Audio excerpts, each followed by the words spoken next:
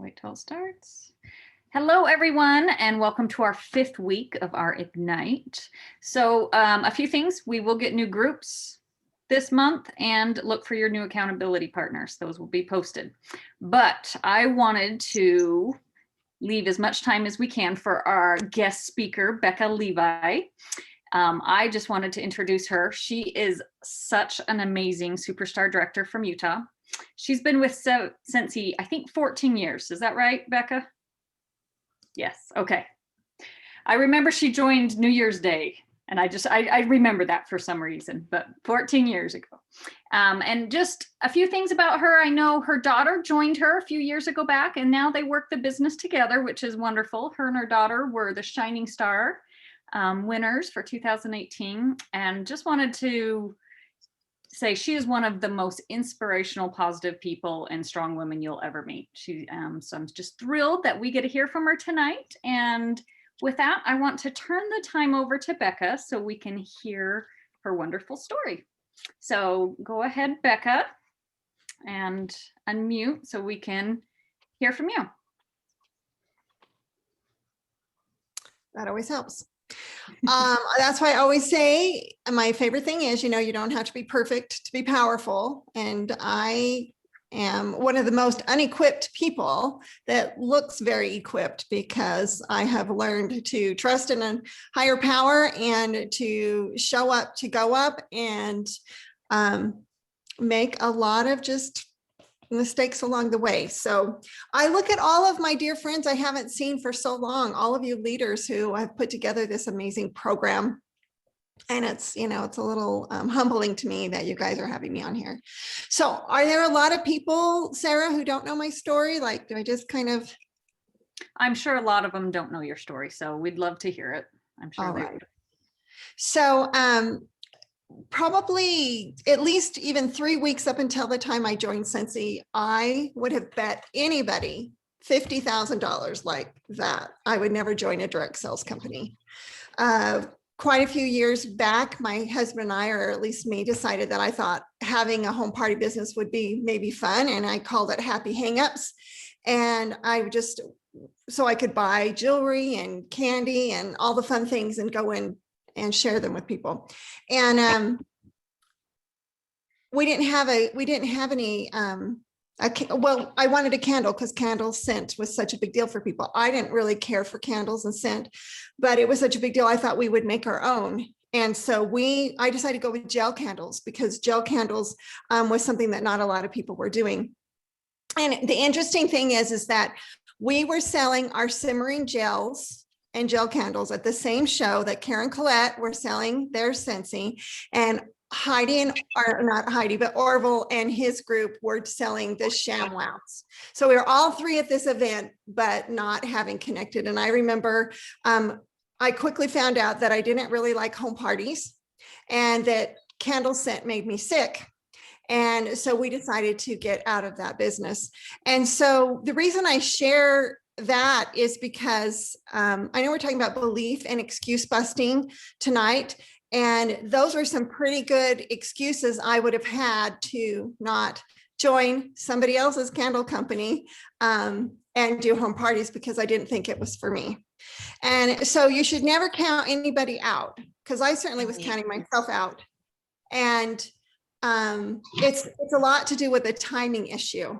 And so I became very successful in Scentsy and personally sponsored over 400 frontline people, even though those would seemingly be hurdles.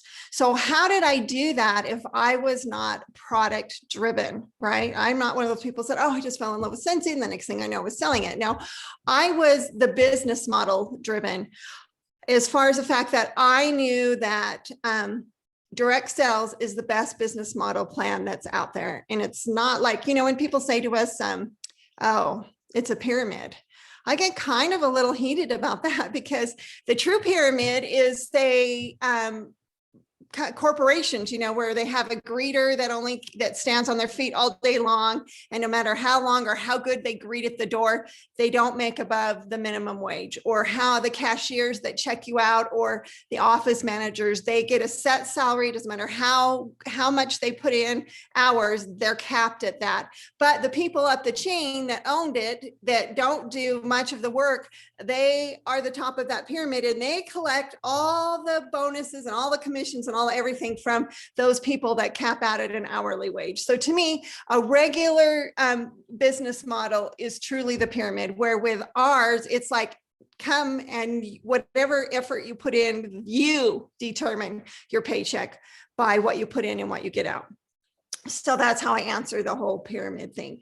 So I also, again, very faith driven, and I'm always asking what is the next best step. And so Callie, if you know her, I've stepped back and she stepped forward a lot. But she was a poor college student, and she wanted to get these cute pots that made the house smell really good and safe. I think that's how she described it to me, but she didn't have any money. And would I get her a whole bunch for her to give to everybody for Christmas? And, I always think that all of our lives are in divine right order. And I think if we understand that, then when we share the opportunity, we don't have to take it all personal and think, well, there's something wrong with the business model, or there's something wrong with Cincy, or there's something wrong with me because no one will join my team. It's just that it's not part of their divine right order path. So it so happened that Callie's asking me to get all of these products, which would turn out to be from Cincy. And a few weeks earlier than that, Dorothy Thurman, an SSD, had reached out. My husband and I had a private label lip balm company, and she had reached out because she wanted to get lip balms that said Cincy from our company. And we couldn't get them to her fast enough. And so she decided not to. So when Callie asked me, I thought, I think a Cincy consultant reached out to me. I will check with her and see if she still wants some and wants to trade for this Cincy, then you do it for Callie. So the reason I like to tell that part of the story is a couple things, because Dorothy Thurman, it was investing in her business. So I know a lot of times we say, don't put any extra money into Cincy, and I disagree with that. I know a lot of us wouldn't be where we were if we didn't sacrifice and give a lot away in the beginning. But anyway, so Dorothy was smart enough to wanting to invest in her business. So she said, yes, I got the product. Now, the other thing that Dorothy did that was super, super smart was, I think I got like $500 worth of this Cincy, which I knew I wouldn't use because I didn't like scent, but I got more than enough for Callie. And so I decided to give some to some of my friends as well. But each warmer that I got, she had an invitation in there that says, join my team and get some basket testers, or do this by a certain date. So she was putting out there a call to action. And most people need to be invited 5 to 8 times before they will say yes, before it's their divine right order time, or before it just gets through everything that's taking up all their brain space. So again, if we're just sharing things one time and then coming up with an excuse as to, or letting our believe that, again, something's wrong with a business model or me, that's why they don't join my team after one try, then you're just leaving all of those consultants on the table.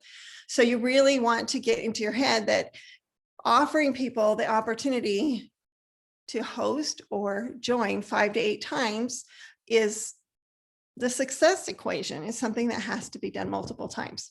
And you can do it in ways without even realize you're doing it. We don't have to be pushy or anything. We just, share a new scent sample every time that comes out, or share enough to do laundry, or just something just like that piece of paper that Dorothy had put in there, that every time I was wrapping up these warmers to get away, I saw at least that invitation 5 to 8 times.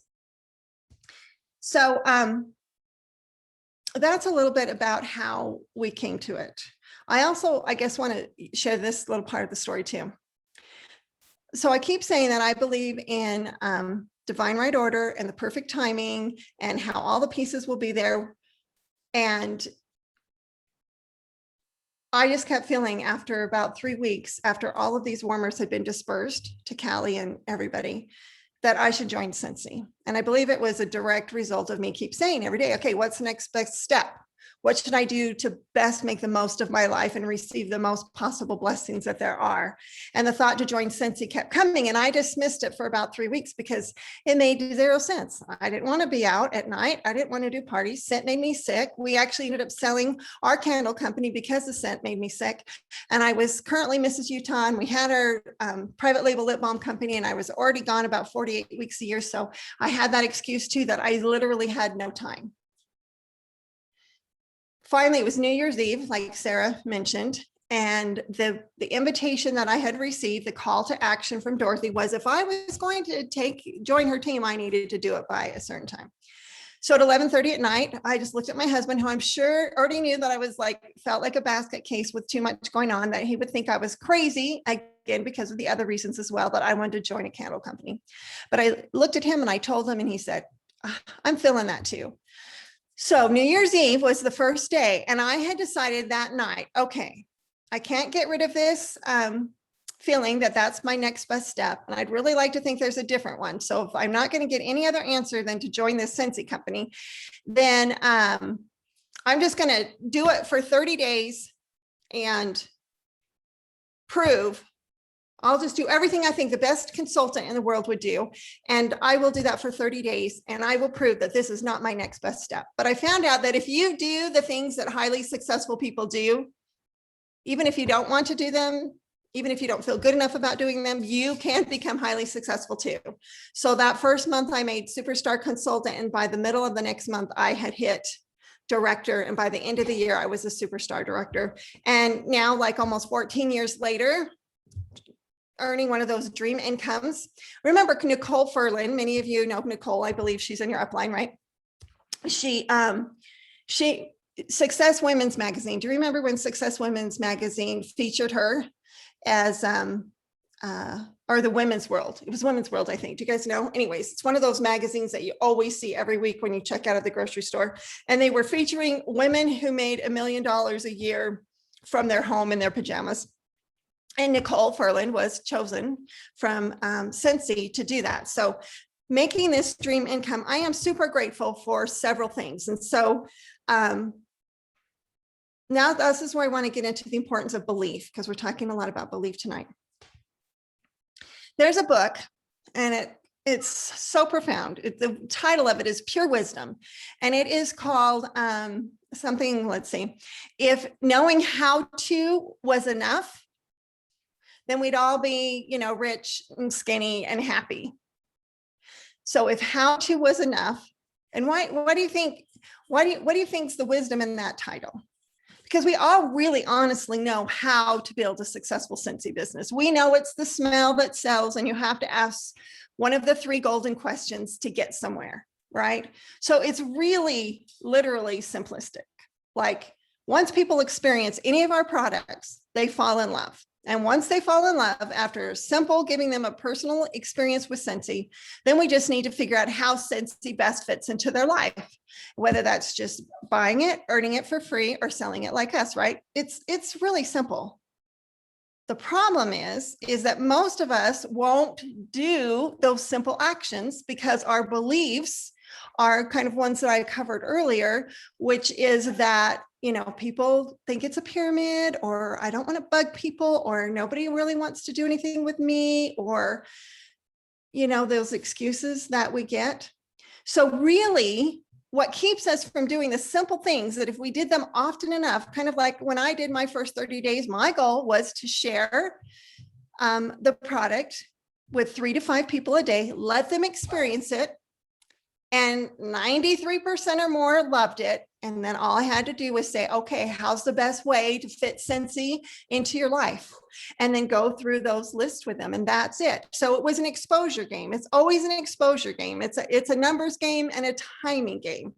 So if you can get your belief and your why to where it needs to be, then you will just do those 2 simple actions enough to get those kind of results that so many of us have dreamed of and had this success with. And so if your belief needs to be strong in 3 areas. And here's the cool thing is faith is faith in anything. You can be faith in things going wrong and faith in going things right, because faith comes from, you can build faith in any direction, in anything, by hearing words that build your faith in one direction or the next. That's why we're always saying, don't listen to negative people and don't listen to the news, or don't listen to that unless you want to kind of have a hopeless negative belief system. If you want to have faith in positive things, then you will be you'll be part of programs like this, and you listen to these amazing leaders, and you will build your faith. You will read direct sales books, and you'll read about people who are successful in direct sales. So one of the benefits that I had when I joined Scentsy was I did believe in this business model. I did believe, can you hear my dog? Anyways, okay. I believed in this, and I had come across 3 women who made over $50,000 a month in this business. Now read your income disclosure statement. Well, I can hear my dog and she's driving me crazy. Come here.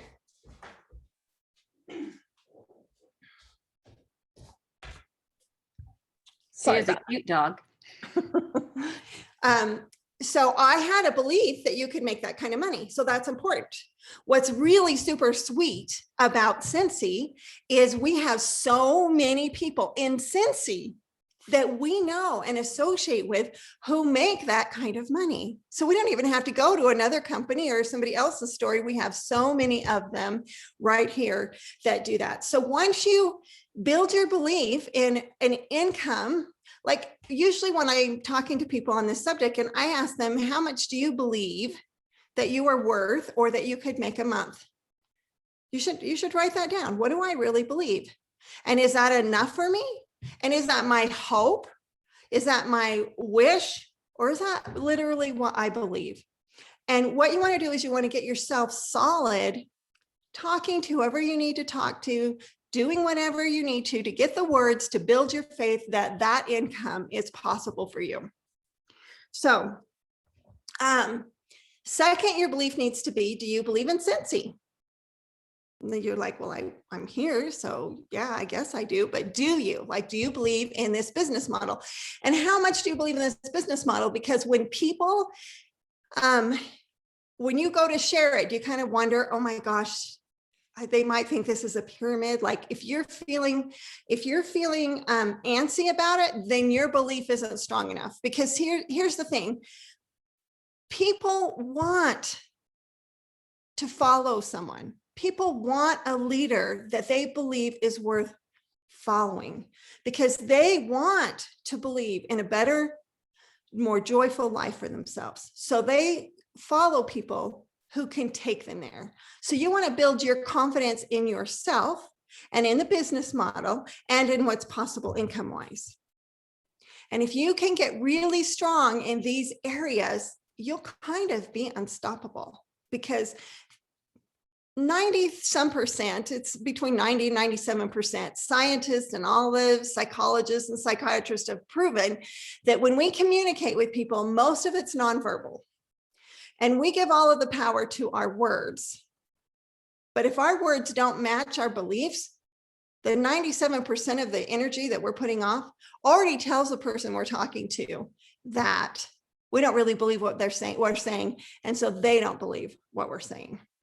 And so that's why it's so important to just, really get that belief inside of you so that you can just become this powerful sponsor and build a team. And I remember one of the people who joined our organization early on, she was a little bit older lady. She'd been in Pampered Chef for, if you're probably familiar with that company, for, I don't know, 12, 15 years. And she worked the business. It's hard to go in and do all the grocery shopping and all the inviting and then all the cooking and all the cleanup and all the ordering and putting in. I mean, as Scentsy consultants, what we do to sell is pretty simple, actually. So she had gotten older and she never made very much money. Not very much at all, as hard as she worked and as many parties as she did a month. Because again, you guys, we have like one of the best, most generous compensation plans out there. It's really incredible how generous Heidi and Orville have been with them. anyway, so she finally quit and she wasn't going to do it anymore. And then it was her friend had come to their state for a funeral and plugged in the warmer for them at their house while they left for the funeral. And they came back and they're like, oh my gosh, that house smells good. Okay, tell me more about the products. Because again, once you smell it and you fall in love with it, then you're like, okay. So she decided to join. And then she was like, oh, do I really want to do this again? And so I talked to her and I said to her, I get it. I didn't want to be a party person. That's not what I wanted to do. Some of you know a little bit about my story. I was kidnapped and abandoned as a child, and I was in homeless and foster homes, and have been through sexual and physical and emotional abuse, like really bad. Like it's amazing that I'm saying it all. But I had gotten over that through positive books and positive people and my faith. And so that's why every day I was like, okay, you saved me. I should be a drug addict like my mom, and I should be totally a hopeless basket case, but you've taught me that we can rise above our circumstances. So I want to do something meaningful with my life. And that's what I was asking every day. I have a passion and a testimony of what we can overcome. So use me. And I at first thought it was crazy to do that selling candles. And that's why when you hear so many of us with Scentsy, it's my dog again, saying that, we are more than wax and warmers. It's really true. The direct sales business offers people who are like-minded and want to give more than they take, and who believe in positivity. And eventually I would find out that we have so much power to change lives. And so as I was realizing that, I go back to the Pampered Chef lady. I said, I'm here not to sell wax and warmers. I'm here because we get, as leaders, we get to be like mentors. We get to be like life coaches, because to be successful in this business, we have to build belief, not just in the business model and not just in that, but in people and what they're worth and what they're capable of, and what they have all the divine right to have in their life. And so I hope if you're listening to that, if you're not at the point that realizes your unlimited potential and divine worth, that you will work on that belief, so that, because as soon as you set yourself free, then you can set free so many. But for me, even though I had overcome a lot, when I started to have this success with Scentsy, and if you remember what I said, that if you work the business, if you do those simple things enough, you're going to have success. And so the success was coming really quickly for me. And and when you get into success at all, a lot of your people that you've sponsored, or maybe yourself, you realize if you are struggling with your worth a little bit, your little itty bitty icky committee, as I call it, will start to make you self-sabotage. And I remember thinking, oh my gosh, I'm not sure I'm worth that $50,000 a month, because I think that's going to be possible, but am I worth it? Because then I'd have to be a good leader, and I don't know if I'm good enough to do that. And I got in bed for like 3 days and covered up my head. And I was like, in that moment of maybe I'm going to self-sabotage myself. And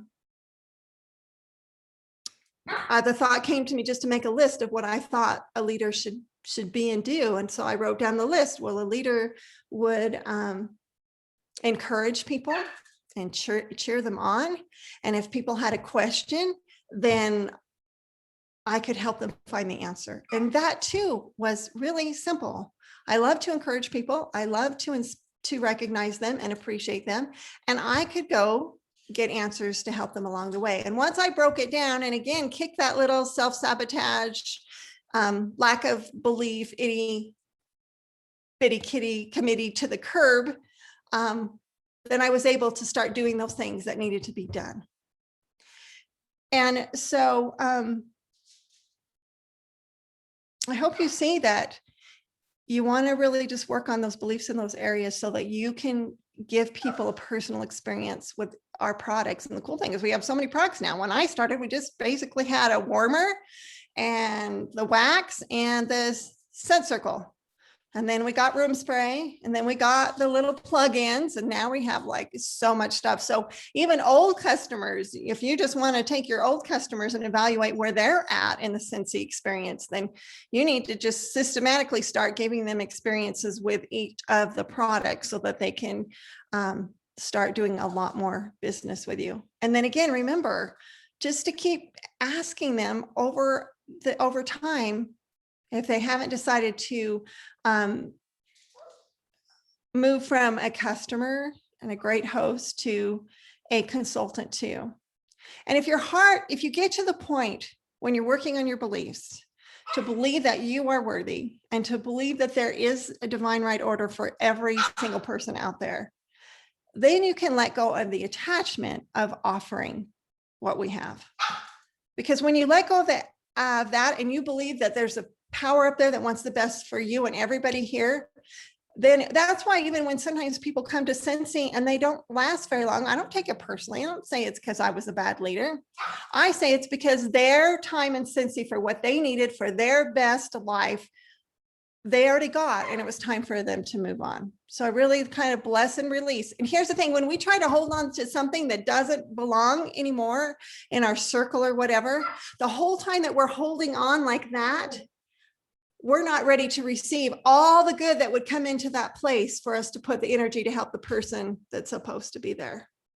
So whenever you're just like really feeling scared or worried that you need to hold on to something, you got to let go of that grip so that they can go and then you can receive and fill that void with the next best step for the next best person for who's supposed to be part of your life and your influence.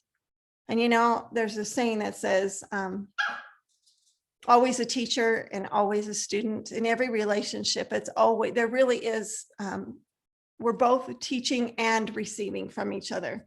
And so if we can just open up to the fact that there really is a power that just wants us all to be better and lifted and have more and have an impact, and that you have so much unseen help on your side, and that all you have to do is work on your belief, understand your why, and then do those 2 simple steps. Share so they fall in love, and then see how at this time Scentsy fits best into their life.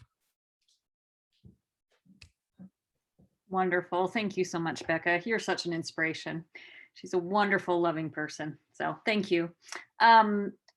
Anyone have any questions? Do you mind if we see if there's any questions? I don't think there's any questions yet. Anyone have questions? Anyone? We'll see if anyone does. But thank you so much. We're looking. Okay. Well, we are at 6:30, so they're just all saying thank you. Oh, the 2 steps. That's a question. And what was the name of the book that you mentioned? What were the 2 steps and what was the name of the book? So the 2 steps, I'm not sure what that. Okay, well, for the book on getting really solid in the business model, the Flip Flop CEO, written by a mother and daughter from the direct sales business. Fabulous, powerful book to help you build your business and how to talk about it to people too. Really fun, simple, easy read. It's like blue and white cover with an actual flip flop on it. The name of the book that I don't even remember really what it's about. Just, I know the title was all I needed was, that I mentioned in the beginning was, if how to was enough, we'd all be happy and rich and skinny. We all know what to do. It's just, I ate too many carbs for that. And then another book that I found really pivotal in my life, because I did have a lot of self-worth to discover, is a book called The Dream Giver by Bruce Wilkinson. And the first half of it is like in a story form, and it is just like, it's just so super powerful, because success, even the 2 steps, all right, the 2 steps were, you know, building your belief and figuring out your why. Because if your why is big enough and your beliefs are set, you'll be unstoppable. And then the next step is, so that's kind of the first step, is that mental emotional work. The second step is the income producing activities, which are sharing the products so they fall in love with it, demoing something, And then after they say, oh my gosh, I love this, I can't afford it. You're like, oh, good, because I don't let my best customers pay for it anyways. You know, then you can say you can earn it for free, or heck, you can sell it like me, and I can help you do either one of those things. And it's so funny how many people come up with the money then. Or eventually, you know, earn it for free. And eventually, if it's part of their divine right path, they will. And here's, next time you go through a drive-through, this is a challenge I have for you. Every time you go through a drive-through and they say, you know, do you want to biggie size that, or do you want to add this to it? And then you say no, then I want you to hand them a tissue. And you're going to be like, why would I hand them a tissue? I'm not going to hand them a tissue. Yes, because don't you think they're going to be devastated and broken and think something's wrong with them, and they're just going to cry and just give up, and they're not going to work the business anymore because you didn't say yes to the biggie prize. And I just give you that kind of funny thing scenario, so that maybe if you go through and you think about giving them a tissue and the fit they're going to throw and how they're going to quit and they're never going to eat again because they can't get a job because they can't handle no, they're going to realize that, you know, it's kind of silly to have attachment, especially when you trust in divine right order. Great. Thank you, Becca. Okay, one more question. Someone wants to know, do you still, do you use Essentia at all right now? Or does the fragrance still make you sick? No, you know, after 13 years, going on 14, I have found some scents that I enjoy. I love apple. I just love apple. So yeah, there's a couple that I use. Okay, I think that is all the questions. Thank you so much for taking your time and sharing with us. You are such an inspiration, and we are so blessed to have heard from you tonight. So thank you, Becca. Well, it's my pleasure to see you guys. Okay. Thank you, everyone. Bye.